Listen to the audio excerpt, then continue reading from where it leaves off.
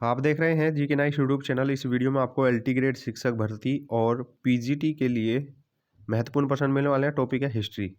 तो वैकेंसी देखने वाले हर एक क्वेश्चन को बस वीडियो आपने एंड तक देखनी है, बहुत ही इंपॉर्टेंट है। आप देख सकते हैं पीजीटी 2010 का महत्वपूर्ण प्रश्न है। तो क्वेश्चन है, अजमेर में 2.5 दिन का झोपड़ा बनवाया था। इस क्वेश्चन का सही आंसर हो जाएगा ऑप्शन ए, कुतुबुद्दीन ऐबक। तो अजमेर में 2.5 दिन का झोपड़ा है जिसका निर्माण कराया गया था कुतुबुद्दीन ऐबक के द्वारा। इसका निर्माण 2.5 दिन में होने के कारण इसे 2.5 दिन का झोपड़ा कहते हैं। जिस स्थान पर यह इमारत थी वहां पहले एक संस्कृत विद्यालय था। इसका निर्माण चौहान शासक विग्रहराज चतुर्थ ने कराया था। तो क्वेश्चन यहाँ से बनता है कि जहाँ पर 2.5 दिन का झोपड़ा है वहां पर पहले कौन सी इमारत थी, तो संस्कृत विद्यालय था। इस तरीके के क्वेश्चन आपके एग्जाम में पूछे जाते हैं। अन्य कुछ महत्वपूर्ण तथ्य देखते हैं। इस इमारत पर चौहान शासक विग्रहराज चतुर्थ द्वारा रचित नाटक हरिकेली की कुछ अंश उद्धृत हैं। कुतुबुद्दीन द्वारा निर्मित अन्य महत्वपूर्ण इमारतें कुवत उल इस्लाम मस्जिद और कुतुब मीनार है।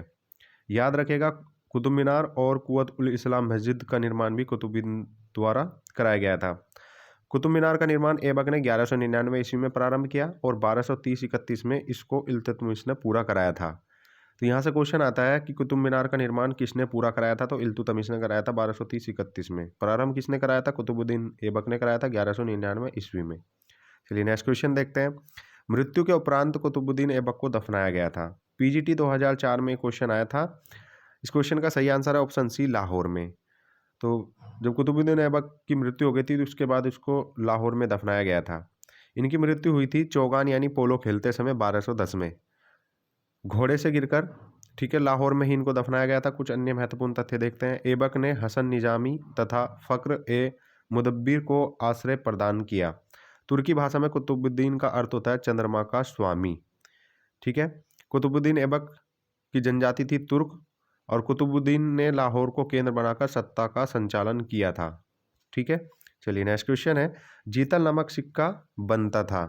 देखिए फ्रेंड्स, जीतल नामक सिक्का जो बनता था ये बनना होता था तांबे का। ऑप्शन 20 क्वेश्चन का सही आंसर हो जाएगा। जीतल का सिक्का तांबे का बना होता था। इल्तुतमिश सल्तनत युग के दो महत्वपूर्ण सिक्के चांदी का था जिसको हम टका बोलते हैं, 175 ग्रेन में होता था। तांबे का सिक्का होता था जीतल।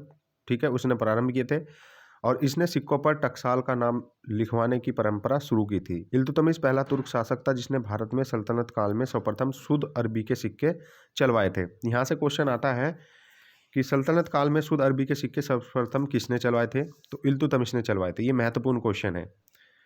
नेक्स्ट क्वेश्चन है, इल्तुतमिश द्वारा गठित तुर्की अमीरों का समूह कहलाता था, तो इसको बोलते थे तुर्क चहलगानी। तो ऑप्शन डी इस क्वेश्चन का सही आंसर हो जाएगा। चहलगानी के नाम से जाना जाता था।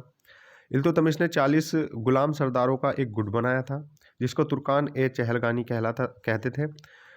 40 दल के सभी सदस्य पूर्णतः उसके नियंत्रण में थे और सुल्तान के प्रति स्वामी भक्त थे। इल्तुतमिश के राजतंत्र का मुख्य आधार ये ही तुर्कदास थे। बलबन ने सत्ता ग्रहण करने के बाद इल्तुतमिश द्वारा गठित तुर्कान चहलगानी के गठन को समाप्त कर दिया था। तो यहाँ से क्वेश्चन बनता है, तुर्कान चहलगानी का गठन किसने समाप्त किया था, किसने खत्म किया था, तो बलबन ने किया था।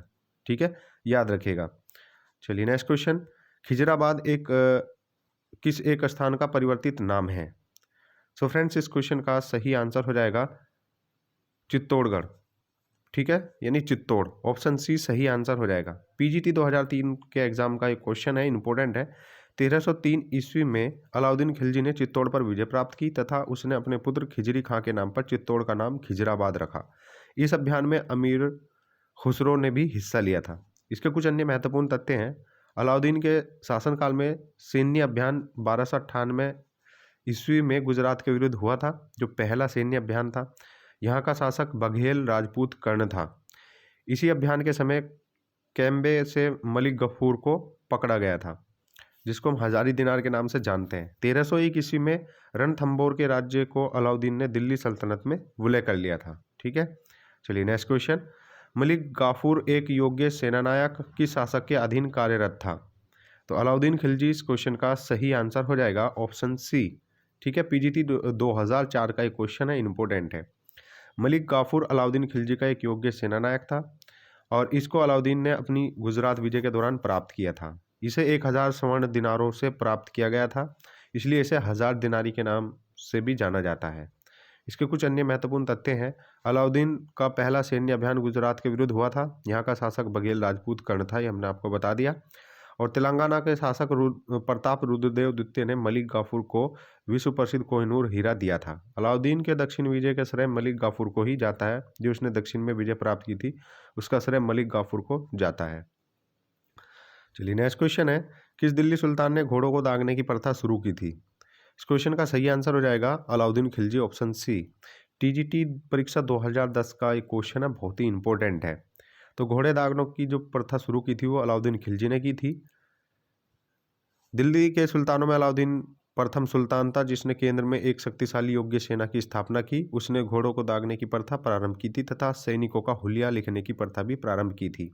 तो यहाँ से क्वेश्चन तो बन गया घोड़ों को दागने की प्रथा किसने शुरू की थी, और दूसरा क्वेश्चन यहाँ से इंपॉर्टेंट बनता है कि सैनिकों का हुलिया लिखने की प्रथा किसने प्रारंभ की थी। ये भी अलाउद्दीन ने की थी, याद रखिएगा। इसके कुछ अन्य महत्वपूर्ण तथ्य है, सैनिकों को नगद वेतन देना बहुत ही महत्वपूर्ण है, प्रथा शुरू की थी, ठीक है, अलाउद्दीन खिलजी ने। ये भी क्वेश्चन बहुत इंपॉर्टेंट है। नेक्स्ट जो पॉइंट है, अलाउद्दीन के समय में सेना की भर्ती आरिज ए मुमालिक द्वारा की जाने लगी। जक़ात केवल मुसलमानों से लिया जाने वाला एक धार्मिक कर था। यह संपत्ति का 2.5% था। एक जक़ात कर होता था जो मुसलमानों से लिया जाने वाला एक धार्मिक कर था, और यह संपत्ति का 2.5% होता था। चलिए नेक्स्ट क्वेश्चन है, हमीदा बानो बेगम पत्नी थी। सो फ्रेंड्स इस क्वेश्चन का सही आंसर हो जाएगा हुमायूं की, ऑप्शन बी। हमीदा बानो बेगम हुमायूं की पत्नी थी, याद रखिएगा। टीजीटी 2010 का एक क्वेश्चन है, हिंदाल के गुरु मीर अली अकबर जामी की पुत्री हमीदा बानो बेगम से हुमायूं का विवाह हुआ और ये अकबर की मां थी। इसके कुछ अन्य महत्वपूर्ण तथ्य देख लेते हैं। अमरकोट में 15 अक्टूबर 1542 ईस्वी को अकबर का जन्म हुआ था। ये बहुत ही इंपॉर्टेंट सन है। हुमायूं का जन्म महाम सुल्तान के गर्भ से हुआ था। कामरान व अस्करी का जन्म गुलरुखी बेगम से तथा हिंदाल का जन्म दिलदार अगाची के गर्भ से हुआ था। तो ये इसके भाई थे कामरान और अस्कर, सॉरी इसके लड़के, ठीक है। चलिए नेक्स्ट क्वेश्चन है, सम्राट जहांगीर के दरबार में सर थॉमस रो कितने वर्ष तक रहा? इस क्वेश्चन का सही आंसर हो जाएगा ऑप्शन सी, 3 वर्षों तक। पीजीटी 2000 परीक्षा के एग्जाम में क्वेश्चन आया था, इंपॉर्टेंट है। सम्राट जहांगीर के दरबार में सर थॉमस रो 3 वर्षों तक रहा। सर थॉमस रो 1615 से लेकर 1619 ईस्वी तक ब्रिटेन के राजा जेम्स प्रथम के दूत के रूप में सितंबर 1615 ईस्वी में सूरत पहुंचा और 1616 ईस्वी में वह अजमेर में जहांगीर से मिला और इसके बाद दरबार में ही उपस्थित हुआ और 1619 तक वह दरबार में रहा, ठीक है। चलिए नेक्स्ट क्वेश्चन। तो ये कुछ महत्वपूर्ण क्वेश्चन थे जो हमने कवर किए, बहुत ही इंपॉर्टेंट थे। तो यहाँ से हमने लगभग 20 से 30 क्वेश्चन कवर किए होंगे। तो यहाँ से कोई भी क्वेश्चन आपका बनता है तो आपको ज़रूर मिल जाएगा एग्जाम में। वीडियो अच्छी लगी तो लाइक और शेयर ज़रूर कर दें। चैनल को सब्सक्राइब नहीं किया, सब्सक्राइब कर लें। मिलते हैं नेक्स्ट वीडियो में, तब तक के लिए जय हिंद जय भारत।